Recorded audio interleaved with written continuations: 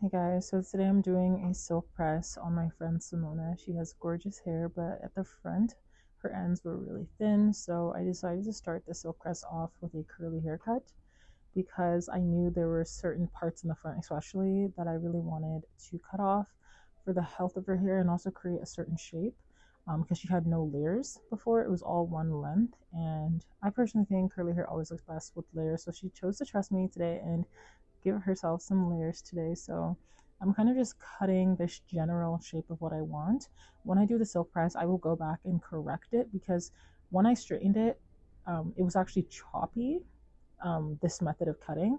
And that's why I prefer to do a silk press with a curly haircut because that's the only way the hair will actually look even when it's straightened, because most natural girls, I noticed, do go between straight and curly hair. So if you're the kind of natural that will quite literally never straighten your hair, then it's completely fine to only cut it curly and not straighten it. That's completely fine. But if you are going to also wear it straight, I do prefer to cut it in the straight form because when hair is cut straight, it looks good curly and straight. So right now I washed her hair and I'm applying my Sinos leave-in treatment, link in bio. This product has been such a game changer for my silk press.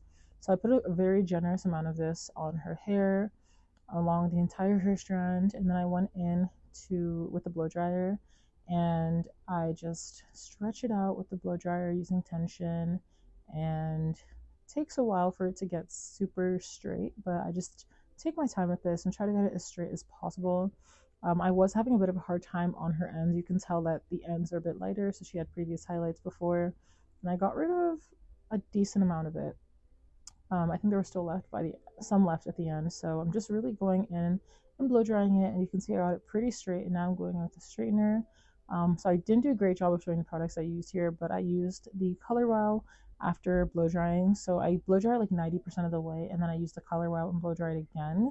And then I went in with the Sinos heat protector. I love that product.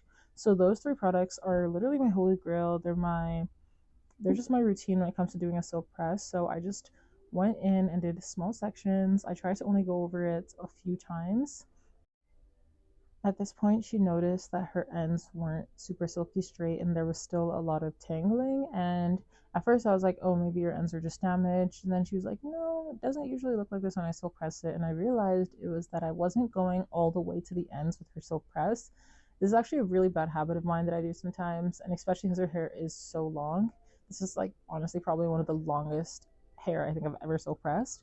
I have this bad habit of not going all the way to the ends because I focus so much energy and attention on getting the root really flat that I kind of forget to go all the way right to the end. So I did go over the ends again with a straightener to make sure I went all the way down, and that really made a big difference. It's so simple, but I don't know, I just always miss that sometimes. It can also be a technique that I've seen people do where they purposely kind of don't go all the way to the ends, and then once they're done a section, they do all the ends together just to minimize putting so much heat on the ends because the ends are the oldest part of the hair and are more likely to get heat damage. So it can be a technique, it can be a mistake, whatever way, always make sure you get all the way down to the ends because if not, it will just be hard to detangle. So I just really went through and did this whole thing. It didn't take me very long though. I think the whole silk press with the wash was like an hour and a half. I'm pretty quick with it now. Once I was done the silk press, I went in to clean up the ends.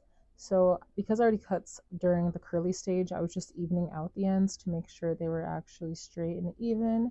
And then I also cleaned up the front because what my guide kind of created a staircase effect, which is what happens when you cut curly hair curly. So I just was evening it out and making it more smooth.